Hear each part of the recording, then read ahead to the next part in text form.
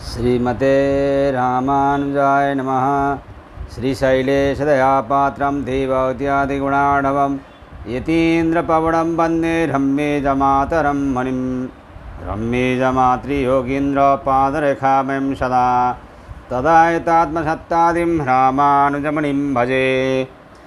लक्ष्मीनाथसमारम्भं नाथयामुनमध्यमाम् अस्मदाचार्यपर्यन्तां वन्दे गुरुपरम्पराम्। श्रीमच्छठारियतिराजकृपावलम्बं सौम्योपयन्त्रि गगनाद्रिमुनीन्द्रवाहुतं वेदान्तयुग्मविशदीकरणाप्रवीणं रामानुजं यतिवरं गुरुमाश्रयामः।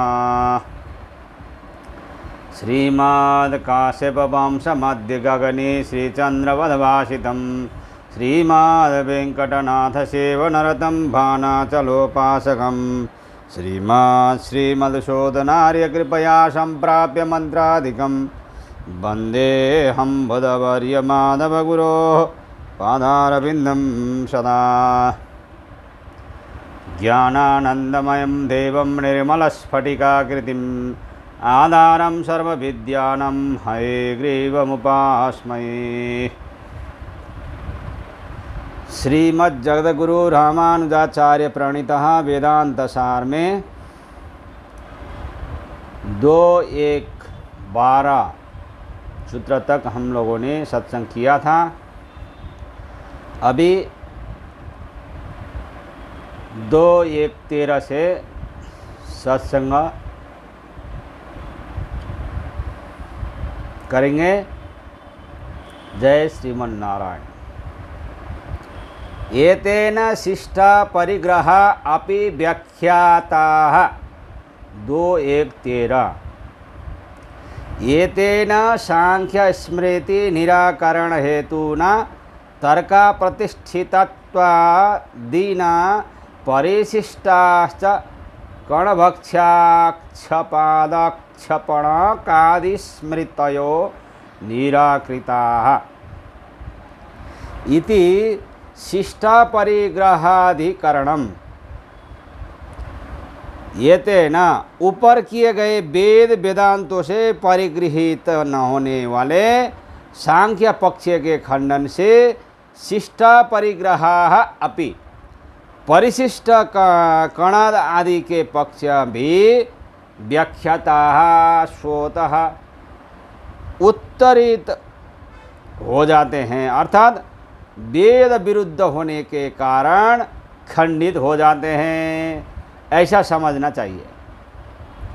वैदिक जिन सिद्धांतों का परिग्रह नहीं करते हैं वह सिद्धांत अपरिग्रह कहलाते हैं। सांख्य स्मृति का निराश करने के लिए कहे गए उस तर्का प्रतिष्ठा रूपी हेतु से ही वैदिकों द्वारा परिगृहित न होने वाले अवशिष्ट कणाद स्मृति इत्यादि स्मृति ग्रंथ अक्षपाद एवं क्षेपणक आदि के सभी ग्रंथ और उनके बाद स्वतः निरस्त खंडित परास्त हो जाते हैं, ऐसा समझना चाहिए। समान हेतु के आधार पर उनका भी स्वतः खंडन हो जाता है। शिष्टा परिग्रहाधिकरण यहाँ पूर्ण हो जाता है। अतः भोक्त्रापत्याधिकरणम सर्वांतरात्मा परब्रह्म का जीवात्मा जो परब्रह्म का शरीर है कि अपेक्षा यह जो विभाग अर्थात भेद बदलाता गया है कि परमात्मा स्वभावतः अपार आनंद से संपन्न है, आनंद है, आनंद स्वरूप है, आनंद ही उनका स्वरूप है। जीवात्मा वैसा नहीं है। क्या यह भेद वास्तव में हो सकता है या नहीं, इस विषय का निर्णय इस अधिकरण में किया गया है। भोक्त्रापत्तेर विभागश्चेत स्याल्लोकवत् 2-1-14। यदि चिदचिद वस्तु शरीरकत्वेन ब्रह्मणोपि सशरीरत्वमिष्यते तर्हि जीववत् सशरीरत्वेन ब्रह्मणोपि शरीर संबंध प्रयुक्त सुख दुख भोक्तृत्वापत्तेः जीवादपि भाग प्रसक्तिरिति चेत् न स्यादेव जीवाद् विभागः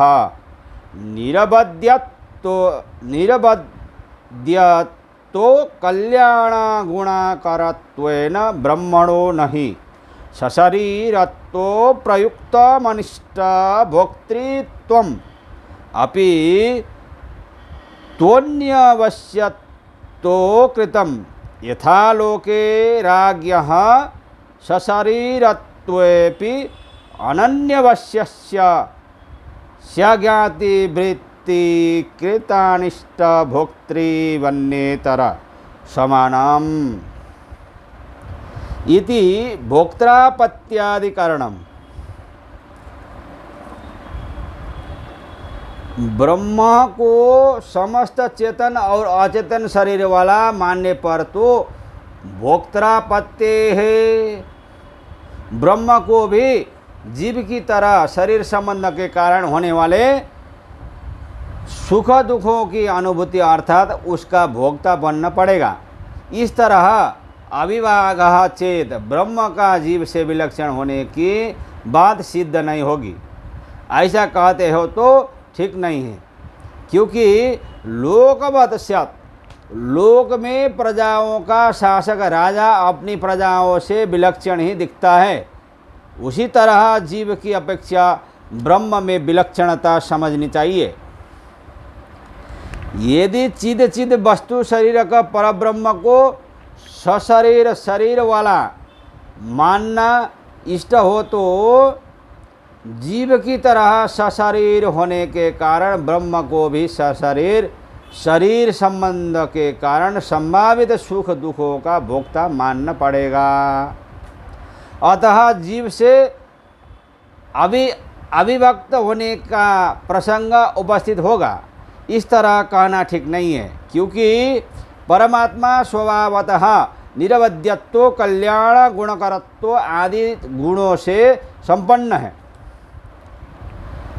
अतएव उसको सशरीर प्रयुक्त अनिष्ट भोग करने की संभावना नहीं है, अपितु अवश्य रूप शरीर परमात्मा को प्राप्त है। तात्पर्य यह है कि जीवात्मा और परमात्मा में उपर्युक्त विभाग वैलक्षण्य होगा ही, क्योंकि परमात्मा कर्मवश्य नहीं है, जीवात्मा कर्मवश्य है। सुख और दुख भोगने का प्रयोजक सशरीरत्व परमात्मा का नहीं है। जीव शास्त्र के वश में रहने के लिए अधिकृत है। वह शास्त्र का उल्लंघन करके मनोमानी कर्म करता है तो उत्तर काल में कर्मवश्य जीव को उन कर्मों का फल भोगतना पड़ता है। परमात्मा शासक है, न वह शास्त्रवश्य है, न उनका कर्म पुण्य पाप है, स्वराट है। उन्हें क्यों सुख दुख भोगना पड़ेगा? परमात्मा तो निरवध्यत्व कल्याण गुणाकरत्व आदि गुणों से युक्त होने के कारण उनमें सशरीर प्रयुक्त भोक्तृत्व नहीं है। परमात्मा अवश्य होकर ही स्वेच्छा से विविध शरीर धारण करते हैं।